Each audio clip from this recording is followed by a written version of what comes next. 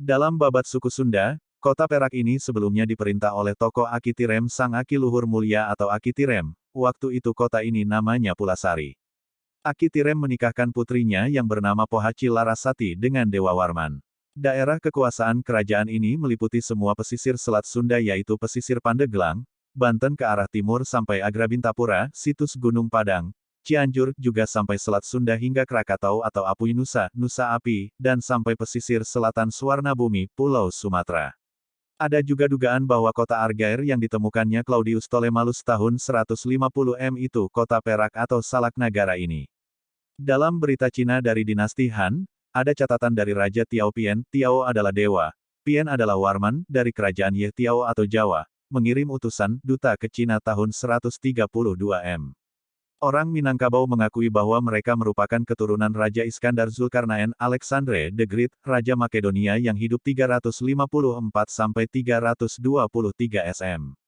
Dia seorang raja yang sangat besar dalam sejarah dunia.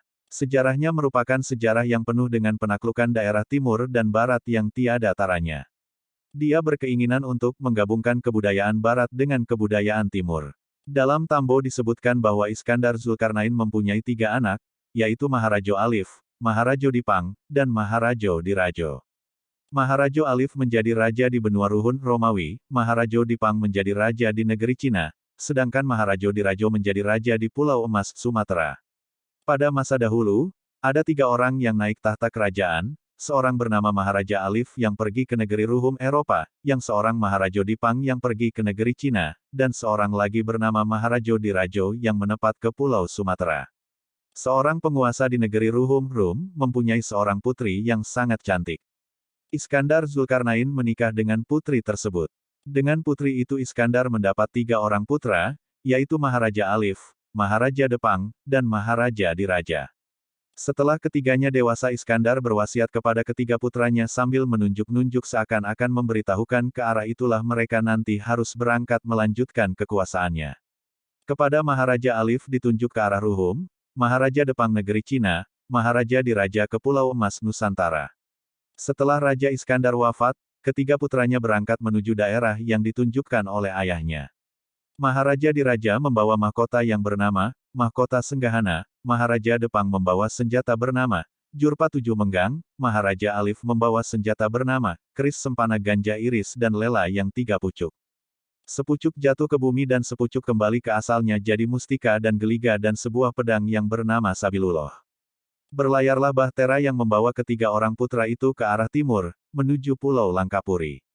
Setibanya di dekat Pulau Sailan ketiga saudara itu berpisah, Maharaja Depang terus ke negeri Cina, Maharaja Alif kembali ke negeri Ruhum, dan Maharaja Diraja melanjutkan pelayaran ke tenggara menuju sebuah pulau yang bernama Jawa Al-Kibri atau disebut juga dengan Pulau Emas Andalas atau Sumatera sekarang. Setelah lama berlayar kelihatanlah puncak Gunung Merapi sebesar telur itik, maka ditujukan Bahtera ke sana dan berlabuh di dekat puncak gunung itu. Seiring menyusutnya air laut mereka berkembang di sana. Pulau Perca adalah salah satu sebutan dari nama Pulau Sumatera sekarang.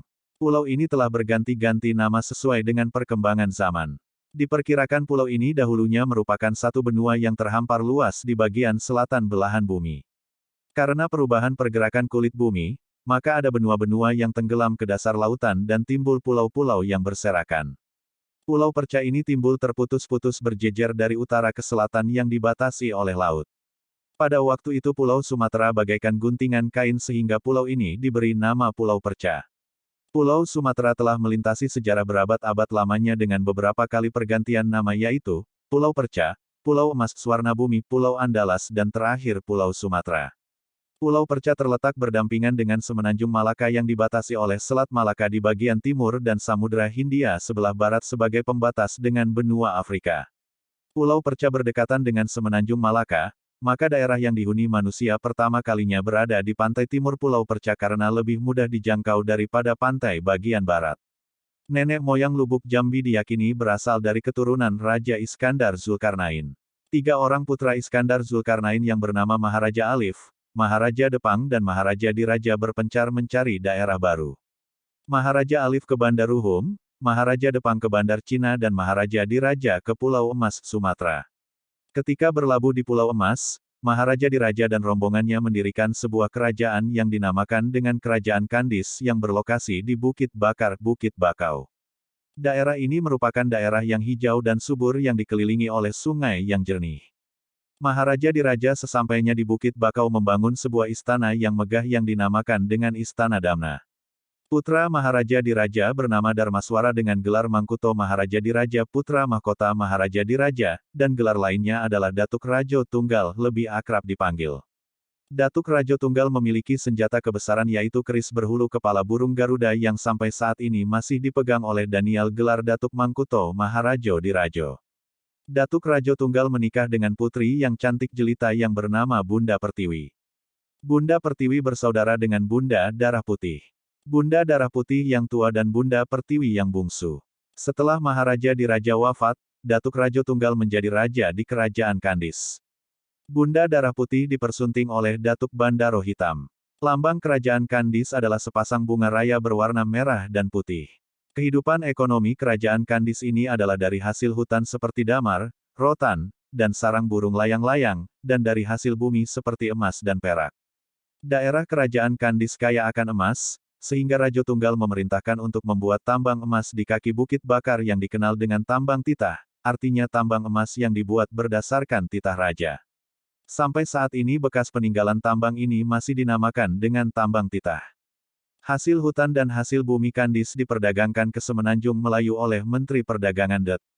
Bandaro Hitam dengan memakai ojung atau kapal kayu. Dari Malaka ke Kandis membawa barang-barang kebutuhan kerajaan dan masyarakat. Demikianlah hubungan perdagangan antara Kandis dan Malaka sampai Kandis mencapai puncak kejayaannya. Menteri Perdagangan Kerajaan Kandis yang bolak-balik ke Semenanjung Malaka membawa barang dagangan dan menikah dengan orang Malaka. Sebagai orang pertama yang menjalin hubungan perdagangan dengan Malaka dan meninggalkan cerita Kerajaan Kandis dengan Istana Damna kepada anak istrinya di Semenanjung Melayu. Pada lokasi ini, ditemukan hal-hal yang mencirikan bukit tersebut sebagai peninggalan peradaban manusia. Lebih kurang 2 km sebelum Bukit Bakar ditemukan batu kares, karang laut yang berjejer. Batu ini diduga sebagai pagar lingkar luar kerajaan. Batu kares yang diduga sebagai pagar lingkar luar kerajaan. Pada bukit yang dikelilingi oleh sungai yang sangat jernih, pada bagian puncaknya ditemukan batu kares yang memenuhi puncak bukit. Batu kares itu pada lereng bagian timur dan utara tersingkap, sedangkan lereng selatan dan barat tertimbun. Lereng tenggara ditemukan seperti tiang batu yang diduga bekas menara istana. Pada lereng timur bukit sebelah atas kira-kira 1.200 meter dari sungai ditemukan mulut goa yang diduga pintu istana, akan tetapi pintu ini pada bagian dalam sudah tertutup oleh reruntuhan batu. Pintu goa ini tingginya 5 meter dengan ruangan di dalamnya sejauh 3 meter, dan dalam goa tersebut terlihat seperti ada ruangan besar di dalamnya namun sudah tertutup. Pada lereng bukit bagian selatan sampai ke barat ditemukan teras sebanyak 3 tingkat, diduga bekas cincin air, sementara lereng utara sampai timur sangat curam dan terlihat seperti terjadi erosi yang parah. Teras ini lebarnya rata-rata 4 meter, jarak antara sungai dengan teras pertama kira-kira 200 meter, teras pertama dengan teras kedua kira-kira 400 meter, teras kedua dengan teras ketiga kira-kira 500 meter dan panjang lereng diperkirakan 1.500 meter. Berdasarkan analisa di peta bukit ini dari timur ke barat berdiameter 3.000 meter, dan dari utara ke selatan berdiameter 3.000 meter, beda elevasi antara sungai dengan puncak bukit 245 meter. Pada lereng barat daya, kira-kira pada ketinggian lereng 800 meter ditemukan mata air yang mengalir deras. Ukuran ini berdasarkan perkiraan di lapangan dan pengukuran di peta satelit. Untuk mendapatkan ukuran sebenarnya perlu pengukuran di lapangan. Melihat ciri-ciri atau karakter lokasi, lokasi ini sangat mirip dengan sketsa kerajaan Atlantis yang ditulis dalam mitologi Yunani, Timaeus dan Kritias karya Plato 360 SM. Karya Plato ini menyebutkan, Poseidon mengukir gunung tempat kekasihnya tinggal menjadi istana dan menutupnya dengan 3 parit bundar yang lebarnya meningkat, bervariasi dari 1 sampai 3 stadia dan terpisah oleh cincin tanah yang besarnya sebanding. Bangsa Atlantis lalu membangun jembatan ke arah utara dari pegunungan, membuat rute menuju sisa pulau. Mereka menggali kanal besar ke laut, dan di samping jembatan, dibuat gua menuju cincin batu sehingga kapal dapat lewat dan masuk ke kota di sekitar pegunungan. Mereka membuat dermaga dari tembok batu parit. Setiap jalan masuk ke kota dijaga oleh gerbang dan menara, dan tembok mengelilingi setiap cincin kota. Tembok didirikan dari bebatuan merah, putih dan hitam yang berasal dari parit, dan dilapisi oleh kuningan, timah dan orichalcum perunggu atau kuningan. Ada kemiripan mitologi ini dengan mitologi yang ada di Lubuk Jambi. Plato Atlantis Iskandar Zulkarnain Kandis. Plato, filosof kelahiran Yunani, Greek philosopher, yang hidup 427–347 sebelum Masehi SM. Plato adalah salah seorang murid Sokrates, filosof arif bijaksana, yang kemudian mati diracun oleh penguasa Athena yang zalim pada tahun 399 SM. Plato sering bertualang, termasuk perjalanannya ke Mesir. Pada tahun 387 SM dia mendirikan akademi di Athena, sebuah sekolah ilmu pengetahuan dan filsafat, yang kemudian menjadi model buat universitas modern. Murid yang terkenal dari akademi tersebut adalah Aristoteles yang ajarannya punya pengaruh yang hebat terhadap filsafat sampai saat ini. Dengan adanya akademi, banyak karya Plato yang terselamatkan. Kebanyakan karya tulisnya berbentuk surat-surat dan dialog-dialog, yang paling terkenal mungkin adalah Republik. Karya tulisnya mencakup subjek yang terentang dari ilmu pengetahuan sampai dengan adanya akademi, banyak karya Plato yang terselamatkan. Kebanyakan karya tulisnya berbentuk surat-surat dan dialog-dialog, yang paling terkenal mungkin adalah Republik.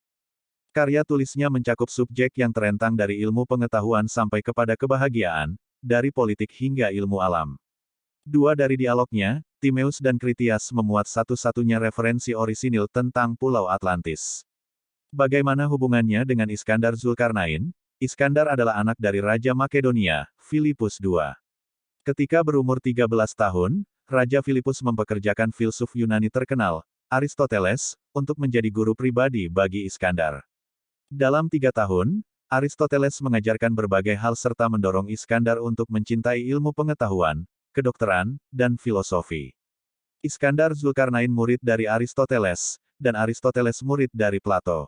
Dari hubungan ini dapat diduga bahwa keturunan Iskandar Zulkarnain yang sampai ke Lubuk Jambi terinspirasi untuk membangun sebuah peradaban negara yang ideal seperti Atlantis. Maka mereka membangun sebuah istana Damna, sebuah replika Atlantis. Suatu hari di tahun 1968, Kepulauan Bimini di sekitar Samudera Atlantik di gugusan Pulau Bahama, laut tenang dan bening bagaikan kaca yang terang, tembus pandang hingga ke dasar laut. Beberapa penyelam dalam perjalanan kembali ke Kepulauan Bimini, tiba-tiba ada yang menjerit kaget. Di dasar laut ada sebuah jalan besar. Beberapa penyelam secara bersamaan terjun ke bawah, ternyata memang ada sebuah jalan besar membentang tersusun dari batu raksasa. Itu adalah sebuah jalan besar yang dibangun dengan menggunakan batu persegi panjang dan poligon, besar kecilnya batu dan ketebalan tidak sama, namun penyusunannya sangat rapi, konturnya cemerlang. Apakah ini merupakan jalan posnya kerajaan Atlantis? Awal tahun 70-an di sekitar Kepulauan Yasuel Samudera Atlantik, sekelompok peneliti telah mengambil inti karang dengan mengebor pada kedalaman 800 meter di dasar laut. Atas ungkapan ilmiah, tempat itu memang benar-benar sebuah daratan pada 12.000 tahun silam. Kesimpulan yang ditarik atas dasar teknologi ilmu pengetahuan, begitu mirip seperti yang dilukiskan Plato. Namun, apakah di sini tempat tenggelamnya kerajaan Atlantis? Terdapat beberapa catatan tentang usaha para ilmuwan dan orang-orang dalam pencarian untuk membuktikan bahwa Atlantis itu benar-benar pernah ada. Menurut perhitungan versi Plato waktu tenggelamnya kerajaan Atlantis, kurang lebih 11.150 tahun yang silam. Plato pernah beberapa kali mengatakan, keadaan kerajaan Atlantis diceritakan turun-temurun. Sama sekali bukan rekaannya sendiri. Plato bahkan pergi ke Mesir minta petunjuk biksu dan rahib terkenal setempat waktu itu. Guru Plato yaitu Sokrates ketika membicarakan tentang kerajaan Atlantis juga menekankan, karena hal itu adalah nyata, nilainya jauh lebih kuat dibanding kisah yang direkayasa. Jika semua yang diutarakan Plato memang benar-benar nyata, maka sejak 12.000 tahun silam, manusia sudah menciptakan peradaban. Namun di manakah kerajaan Atlantis itu? Sejak ribuan tahun silam orang-orang menaruh minat yang sangat besar terhadap hal ini. Hingga abad ke-20 sejak tahun 1960-an, Laut Bermuda yang terletak di bagian barat Samudera Atlantik, di Kepulauan Bahama, dan laut di sekitar Kepulauan Florida pernah berturut-turut diketemukan keajaiban yang menggemparkan dunia. Suatu hari di tahun 1968, Kepulauan Bimini di sekitar Samudera Atlantik di gugusan Pulau Bahama, laut tenang dan bening bagaikan kaca yang terang, tembus pandang hingga ke dasar laut. Beberapa penyelam dalam perjalanan kembali ke Kepulauan Bimini, tiba-tiba ada yang menjerit kaget. Di dasar laut ada sebuah jalan besar. Beberapa penyelam secara bersamaan terjun ke bawah, ternyata memang ada sebuah jalan besar membentang tersusun dari batu raksasa. Itu adalah sebuah jalan besar yang dibangun dengan menggunakan batu persegi panjang dan poligon, besar kecilnya batu dan ketebalan tidak sama, namun penyusunannya sangat rapi, konturnya cemerlang. Apakah ini merupakan jalan posnya kerajaan Atlantis? Awal tahun 70-an di sekitar Kepulauan Yasuel Samudera Atlantik, sekelompok peneliti telah mengambil inti karang dengan mengebor pada kedalaman 800 meter di dasar laut. Atas ungkapan ilmiah, tempat itu memang benar-benar sebuah daratan pada 12.000 tahun silam. Kesimpulan yang ditarik atas dasar teknologi ilmu pengetahuan, begitu mirip seperti yang dilukiskan Plato.